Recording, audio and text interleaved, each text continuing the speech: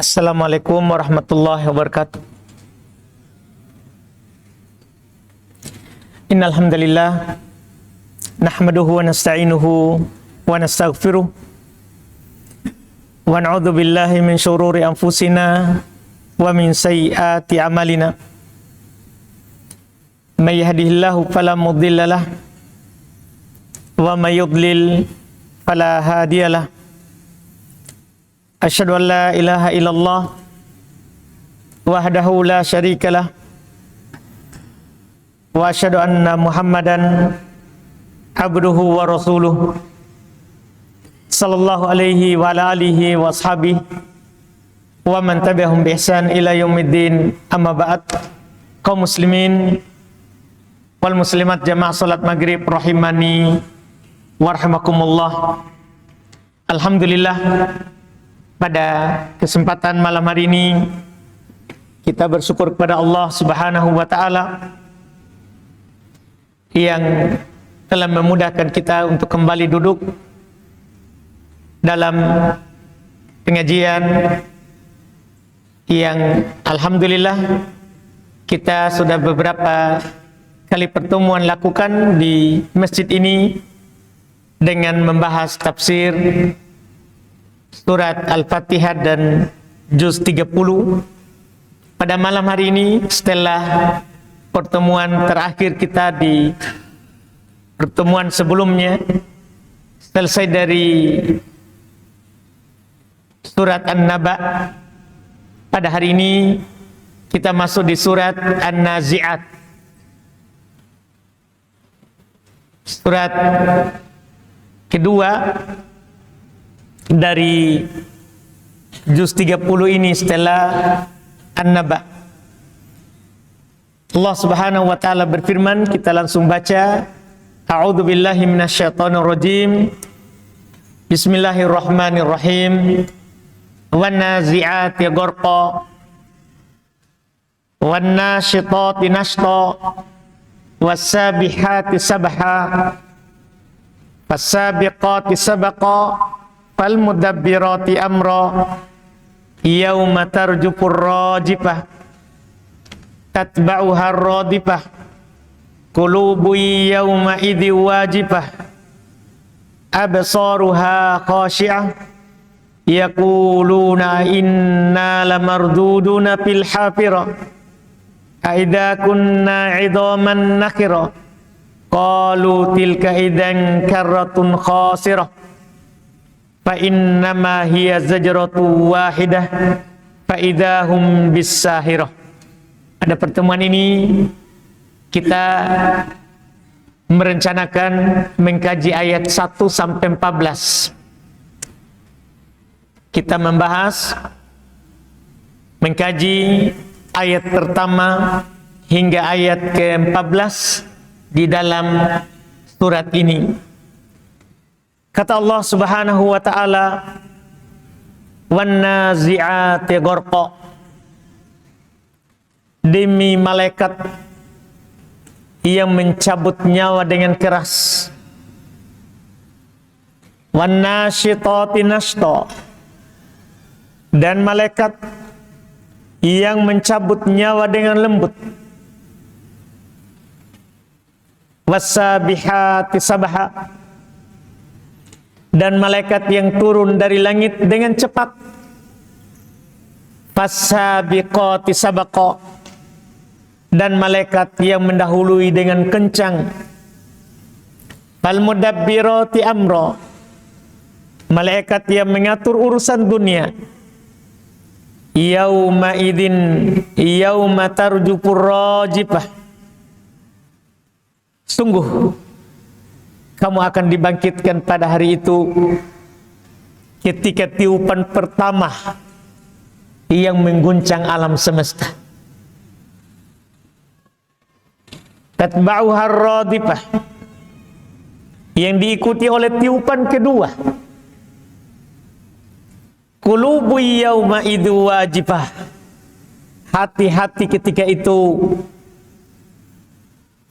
sangat takut. Absaruha khasyi'ah, pandangan tertunduk. Yaqulun, seraya mereka berkata, a inna lamarduduna fil hafirah. Apakah kita benar-benar akan dikembalikan ke kehidupan semula, dibangkitkan kembali setelah kita semuanya hancur dimakan tanah? Aidza kunna 'idhaman nakhirah. Apakah setelah kita menjadi tulang belulang yang hancur? Qalu tilka idan karratun khasirah. Mereka berkata, kalau demikian maka itu adalah pengembalian yang merugikan. Fa innama hiya zajratu wahidah. Maka sesungguhnya itu hanyalah dengan satu kali teriakan saja. Fa idahum bisahirah. Di ayat yang ke-14, seketika itu mereka sudah berada di permukaan bumi, yaitu padang mahsyar. Ayat 1 sampai 14 ini menceritakan awalnya tentang malaikat, tugas-tugasnya. Setelah itu terkait dengan hari kiamat dan keadaan orang-orang ketika itu terjadi. Di dua ayat pertama, Allah Subhanahu wa ta'ala bersumpah demi malaikat yang mencabut nyawa dengan keras, dan malaikat yang mencabut nyawa dengan lembut. Kita tahu bersama, tidak ada satupun yang berjiwa di atas permukaan bumi ini kecuali pasti akan wafat.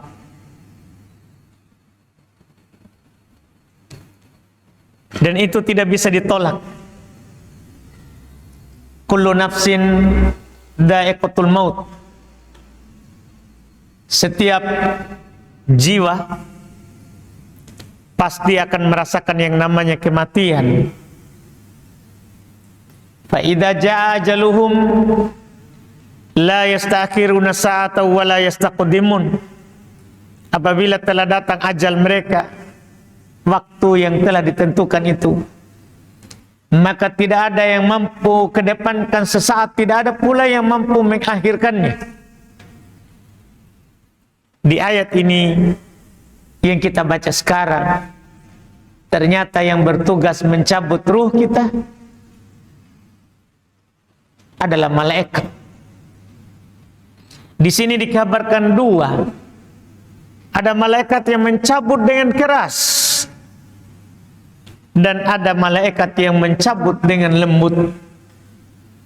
Tinggal pertanyaan kita, siapa yang dia cabut dengan keras dan siapa yang dia cabut dengan lembut? Kalau kita membaca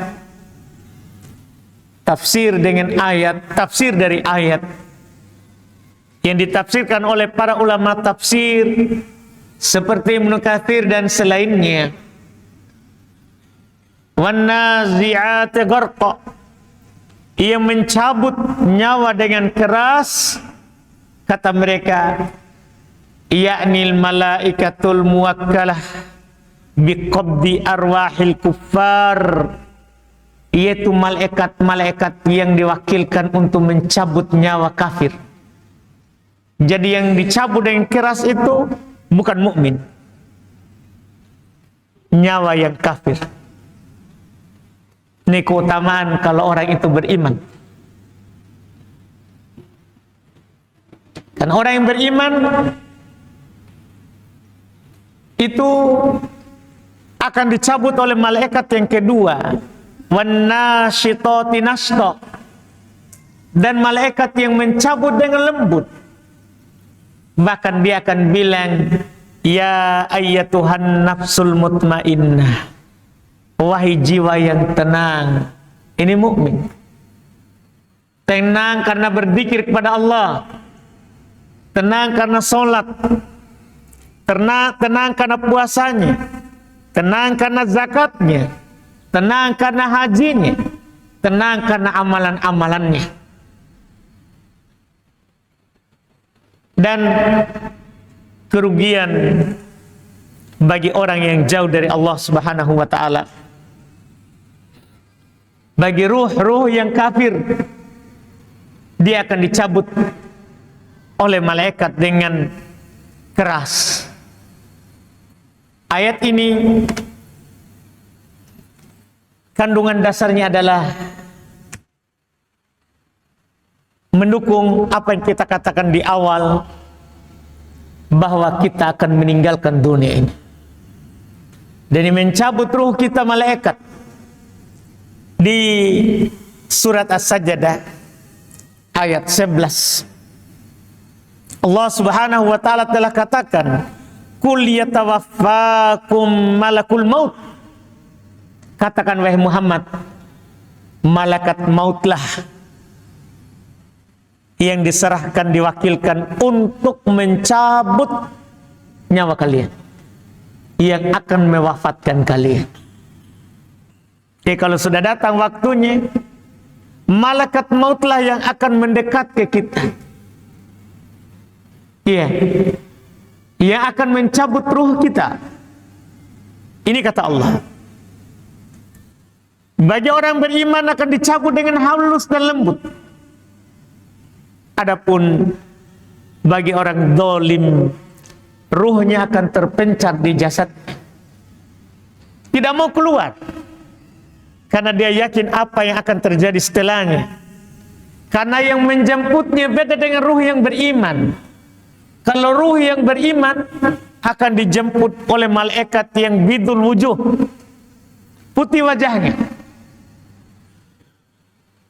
Jadi kita itu hanya dicabut ruhnya oleh malaikat maut. Setelah itu bukan malaikat maut yang memegang ruh kita. Malaikat yang sudah duduk sejauh mata memandang. Tidak akan dibiarkan di tangan malaikat mencabut ruh sekejap mata. Langsung diambil. Bagi orang mukmin dikasih masuk ruhnya di kain kafan dari surga, dibawa naik ke langit, diketuk pintu langit seperti hadits Al-Bara' bin Azib. Diketuk pintu langit pertama, dibukakan pintu langit kedua sampai ke atas, ketemu Allah Subhanahu wa ta'ala, dan Allah katakan, kembalikan dia ke tanah, darinya lah kami ciptakan dan kepadanya lah dikembalikan, nanti akan dibangkitkan pula dari tanah. Ini ruh mukmin kembali ke kuburannya, ndak gentayangan yang sampai kita kira akan kemana-mana lagi. Tidak. Ruh yang kafir tidak mau keluar dari jasadnya, karena dari jauh dia sudah lihat malaikat yang hitam wajahnya. Ndak mau, dia ini sudah tanda kebinasaan. Disiapkan untuknya kain kafan yang bau dengan sangat bau, sampai keluar ruhnya, dibungkus di situ, dibawa naik ke langit. Semuanya menciumnya, sehingga mereka semua penduduk langit berkata, siapa ini ruh yang bau busuk? Diketuk untuknya pintu langit, tidak dibukakan. Tidak dibukakan. Diperintahkan untuk kembali ke jasadnya. Disuruh oleh Allah Subhanahu wa ta'ala untuk membawa kembali ke jasadnya. Ketika jasadnya belum dikuburkan, disitulah dia tetap seperti dijatuhkan dari langit disambar oleh burung atau diterbangkan oleh angin ke tempat yang sangat jauh. Makanya Nabi sallallahu alaihi wasallam menganjurkan kita asri'u bil jenazah. Segerakan kubur itu jenazah. Kalau dia baik, maka dia yang paling baik yang kita segerakan, yang kita pikul di atas pundak kita. Segera dia ketemu dengan rohnya, dengan kehidupan alam barzah. Tapi kalau tidak baik, maka itu adalah bangkai yang sangat buruk yang kita pikul di atas punggung kita, di atas pundak kita. Supaya juga ruhnya segera kembali ke jasadnya dengan kehidupan barzakh. Ini setelah dicabut. Ini yang dikatakan oleh Allah Subhanahu wa taala di sini. Kemudian setelah itu Allah Subhanahu wa taala menjelaskan kepada kita terkait dengan dahsyatnya hari kiamat. Yauma tarjufur rajifah tatba'uha radifah qulubu yauma idzi wajifah absaruha khasyiah.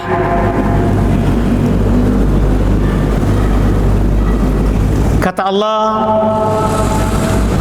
sungguh pada hari itu akan ditiup tiupan pertama yang menggoncang alam semesta. Semua yang masih hidup akan dimatikan di tiupan pertama. Kata Allah di Quran, wa nufiqa fis suri fasa'iqa man fis samawati wa man fil ard. Di surah Az-Zumar, ditiuplah sangkakala, tiupan pertama, maka matilah siapa yang ada di langit dan siapa yang ada di bumi. Iya. Setelah itu tatba'uha radifah, diikutkan dengan tiupan kedua. Fa idahum qiyamun yanzurun, maka tiba-tiba mereka bangkit, berdiri, melihat. Iya, tiupan kedua, semuanya hidup.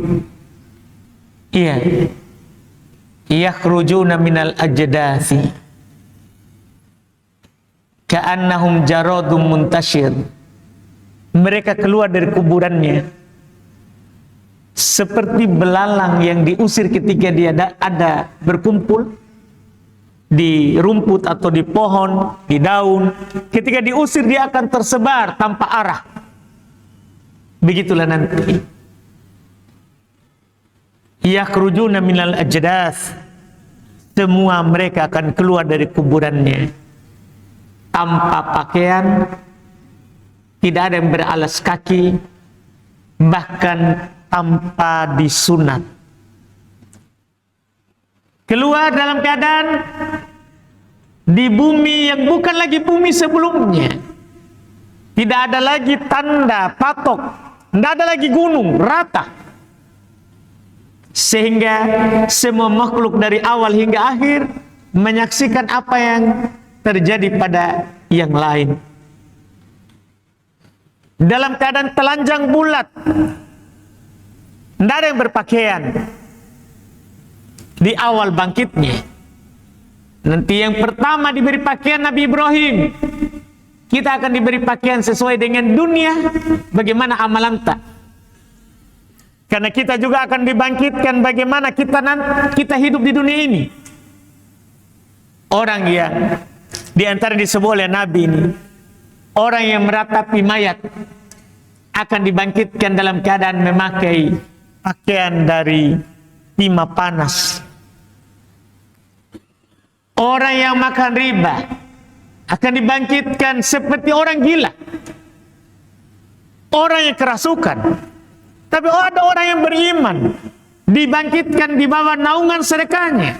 Ada orang yang dibangkitkan di bawah naungan dari naungan Allah, karena dulu sering masuk masjid, hatinya terikat dengan masjid. Ada orang dibangkitkan oleh Allah Subhanahu wa taala karena sering menangis saat dia bersendiri, takut kepada Allah. Ada orang dibangkitkan dalam keadaan dia membawa untanya yang pernah dia sedekahkan 1 ekor menjadi 700 ekor. Macam-macam.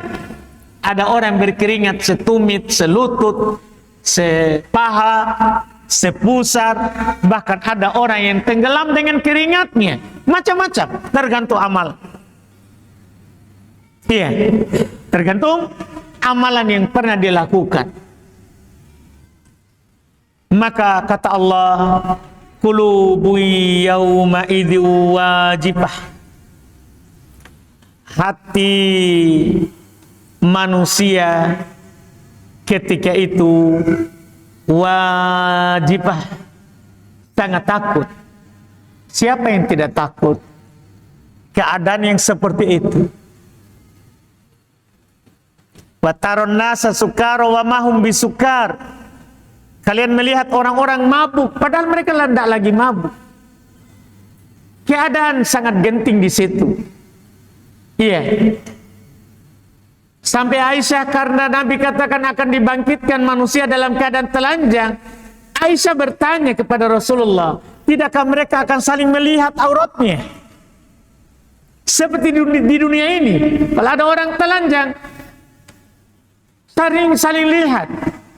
Maka kata Nabi, perkara ketika itu lebih daripada mau melihat aurat yang lain. Lebih. Iya, tidak ada lagi pikir itu. Iya, tidak ada lagi pikiran yang seperti itu. Qulubu yauma idzi wajibah. Hati ketika itu sangat takut. Sangat takut. Iya. Semuanya hanya memikirkan dirinya. Likulli imri'in minhum yauma idzin sya'nun yughni. Setiap orang pada hari itu sibuk dengan urusannya sendiri. Tidak ada lagi apa ustadz murid, tidak ada. Jangankan kita, para nabi dengan pengikutnya, tidak lagi. Orang-orang datang kepada Adam meminta syafaat. Datang kepada Nuh, Rasul pertama. Adam, Nabi pertama. Nuh, Rasul pertama. Datang kepada Ibrahim, bapa para nabi. Datang kepada Musa. Datang kepada Isa. Semuanya mengatakan nafsi, nafsi, diriku, diriku. Itu yang dikatakan. Iya.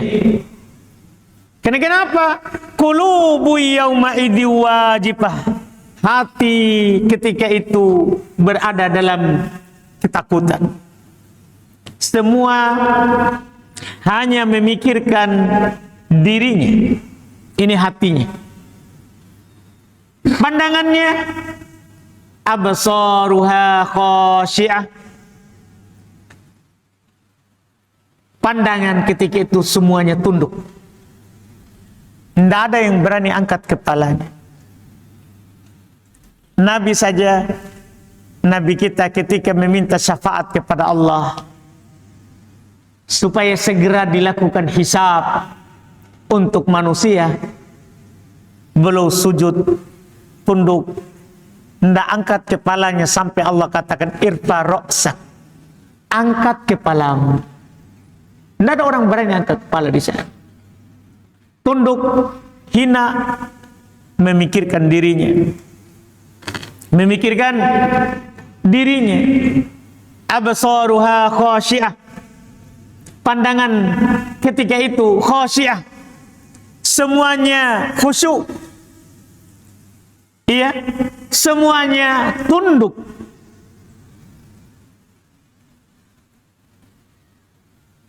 Yaqulun, ini orang-orang kafir. Orang-orang yang tidak yakin akan adanya hari kebangkitan. Yaqulun, mereka berkata, a inna lamarduduna fil hafirah.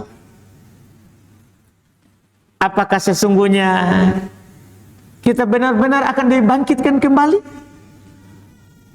dari lubang itu?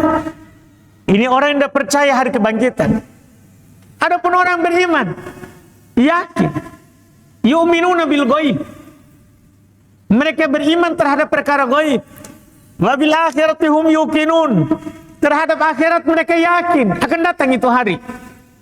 Mereka tidak kaget. Iya, itu datang. Tapi orang kafir ini yang berkata ini. Orang kafir yang berkata ini. Yaqulun, mereka berkata, a inna lamarduduna fil hafirah. Apakah kita ini akan dibangkitkan, akan dikembalikan kepada kehidupan yang semula? Ini mereka katakan, aidza kunna idhaman nakhirah. Apakah apabila kita ini sudah menjadi tulang belulang, bahkan sudah hancur, akan dibangkitkan kembali? Qalu, mereka berkata ketika dia lihat dirinya sudah bangkit, dan ucapan ini mirip dengan ucapan mereka waktu kita tafsir surat An-Naba ayat terakhir. Wa yaqulul kafiru ya laitani kuntu turaba. Orang-orang kafir berkata, duhai seandainya saya jadi tanah saja, tidak jadi manusia. Di sini mereka berkata, qalu, kalau benar-benar ini kita akan dibangkitkan dan itu nyata. Qalu, mereka berkata, tilka idan karratun khasirah. Kalau demikian, maka itu adalah pengembalian yang merugikan. Iya, karena di hari kiamat orang-orang yang tidak punya keyakinan terhadap hari berjumpa dengan Allah Subhanahu wa ta'ala, yang merugi di waktu itu, di hari itu adalah mereka.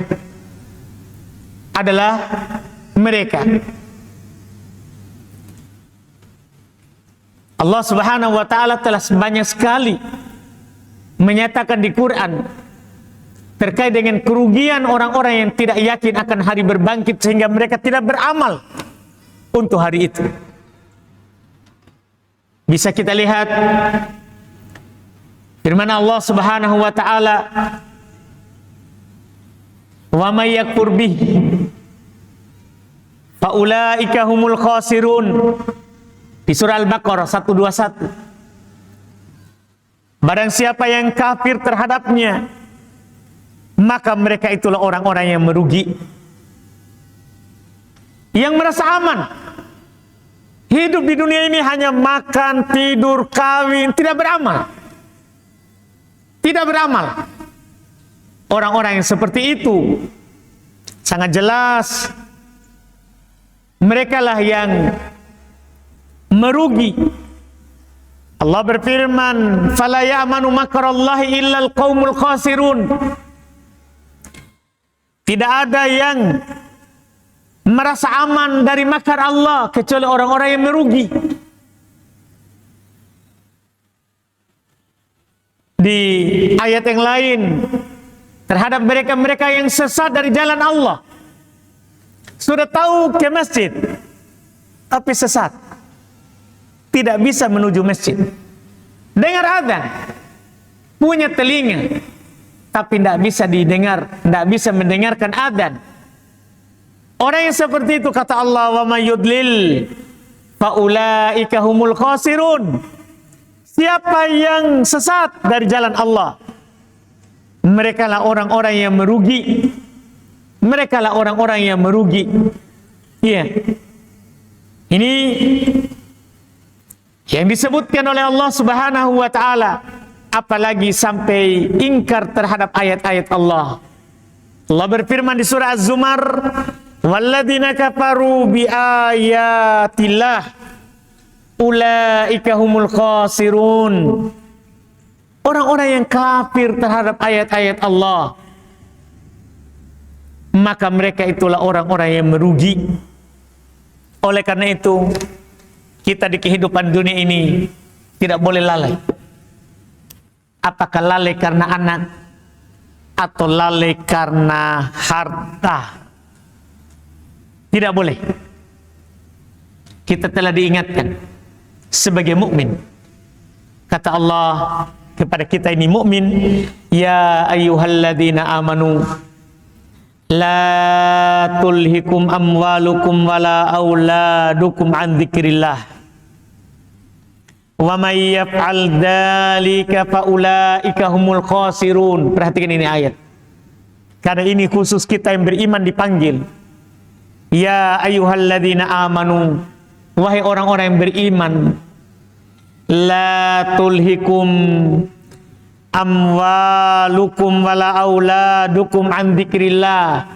Jangan sampai harta-harta kalian, anak-anak kalian melalaikan kalian dari mengingat Allah. Banyak orang, Pak, karena harta lalai dari zikir, karena harta lalai dari mengingat Allah, lalai dari sholat, lalai dari puasa, lalai dari zakat, bahkan ada orang karena harta lalai dari haji. Jangan pula kata Allah karena anak kalian. Banyak orang karena untuk masa depan anaknya lalai dari Allah. Ingat ini, jangan sampai harta kalian, anak-anak kalian melalaikan dari Allah. Dan Allah ingatkan di penutup ayat, wa may yaf'al dzalika faulaika humul khasirun. Siapa yang melakukan hal tersebut, maka mereka itulah yang merugi. Rugi orang gara-gara harta, lupa beribadat kepada Allah. Rugi orang karena anak, lupa berzikir kepada Allah, apalagi karena istri. Mereka itu dikatakan oleh Allah Subhanahu wa taala di Quran sebagai ujian kita, cobaan bagi kita. Tidak boleh itu melalaikan kita dari Allah. Allah Subhanahu wa taala katakan, innama amwalukum wa auladukum fitnah. Sungguh anak-anak kalian, harta-harta kalian itu ujian. Itu ujian. Iya. Di ayat sebelumnya Allah katakan, ya ayyuhalladzina amanu inna min azwajikum wa auladikum aduwan lakum fahdharuhum. Wahai orang-orang yang beriman, sungguh di antara istri kalian, anak kalian adalah musuh bagi kalian. Hati-hati. Bayangkan, tadi anak, harta, ujian. Istri, anak, musuh. Karena anak, istri itu yang membuat kita kikir, membuat kita takut. Nabi yang mengatakan begitu. Kadang seorang mau menyumbang, mau bersedekah, dia pikir, nanti anakku bagaimana? Anakku bagaimana? Padahal anaknya cuma satu. Anaknya cuma satu, tapi karena dia pikir, dia simpan banyak, lalai dari Allah. Hati-hati. Iya, karena istri, apalagi istrinya ahli ekonomi ya, semua dihisap, semua ditanya. Biar 100 rupiah ditanya, itu 100 di mana dibelanjakan? Lebih-lebih dari malaikat pencatat amalan dia. Hati-hati, Allah katakan itu musuh. Untuk harta, ujian, dan anak. Ketika menyebutkan istri dan anak, musuh. Musuhnya seorang suami adalah istri dan anaknya. Karena banyak hal kita kadang mau melakukan kebaikan, jangankan kebaikan yang jauh, mau pergi sholat, jelas-jelas itu kewajiban laki-laki ke masjid, masih saja dia sibukkan kita dengan anaknya. Iya, masih saja dia sibukkan kita dengan dirinya. Ketawa Pak Anto ya. Iya, sampai Nasrul juga ketawa. Itu semua orang begitu, biar saya juga Pak. Sama semua itu perempuan. Makanya dikatakan di sini, Allah tidak memanggil orang kafir Pak. Mukmin. Wahai orang-orang yang beriman, tunggu istri kalian, anak-anak kalian, musuh kalian. Fahdaru, hati-hati dari mereka. Iya, itu cobaan. Banyak kebaikan yang tidak bisa dilakukan gara-gara mereka itu. Makanya lambang kebahagiaan seorang laki-laki adalah ketika memiliki istri soleha. Nabi yang berkata seperti itu. Lambang kebahagiaan seorang laki-laki ketika memiliki istri yang soleha, yang membantunya dalam ketaatan, yang kalau dia ketiduran dari sholat, dia yang kasih bangun. Itu kebahagiaannya laki-laki. Yang kalau kita lagi lalai, turun semangat, ya, dia yang ingatkan kita bahwa sholat, adzan, mau mikomat, itu yang terbaik. Iya. Ini yang diingatkan oleh Allah Subhanahu wa ta'ala kepada kita semuanya. Karena ini adalah hal yang membuat kita rugi jika kita lalai kepada Allah Subhanahu wa ta'ala. Karena pada hari itu pandangan semua tertunduk, hati semua takut. Yang berguna, yang bermanfaat adalah siapa yang datang kepada Allah Subhanahu wa ta'ala dengan hati yang beriman, hati yang percaya kalau dia akan dibangkitkan dan akan mempertanggungjawabkan semua amalannya. Orang-orang kafir akan berkata, tilka idzan karratun khasirah. Kalau begitu, itu adalah kebangkitan yang merugikan. Orang beriman tidak. Fa innama hiya zajratu wahidah. Allah katakan kepadanya, sesungguhnya itu hanyalah satu kali tiupan saja. Saya sudah bacakan ayat di awal tadi. Tiupan pertama tersungkur semua yang ada di langit dan di bumi. Tiupan kedua semuanya bangkit. Semuanya bangkit. Itu hanya satu tiupan. Tidak ada yang susah bagi Allah. Karena mengadakan kita yang sebelumnya tidak ada, bisa. Apalagi sekedar mau membangkitkan yang sudah ada. Lebih mudah bagi Allah. Lebih mudah bagi Allah Subhanahu wa ta'ala. Jangankan kita ini yang kecil, langit ini yang besar, tinggi, bisa Allah ciptakan. Bisa Allah adakan. Bisa Allah adakan. Iya, apalagi kita yang kecil ini. Sangat mudah bagi Allah. Sangat mudah bagi Allah Subhanahu wa ta'ala. Itu hanya satu kali tiupan. Hanya satu kali tiupan. Fa'idahum bisahirah, kata Allah. Maka tiba-tiba mereka semuanya hidup di atas permukaan bumi dengan kehidupan yang berbeda, bukan lagi kehidupan seperti sekarang ini. Kehidupan sekarang ini adalah untuk beramal, kehidupan nanti adalah untuk mempertanggungjawabkan apa yang pernah kita amalkan. Ini adalah sangat mengerikan. Ini awal dari surat An-Nazi'at. Awal dari surat An-Nazi'at. Dan sebagaimana biasanya, ini surat Makkiyah. Ini surat yang turun fase Makkah. Rata-rata yang turun fase Makkah itu mengingatkan akan adanya hari kebangkitan.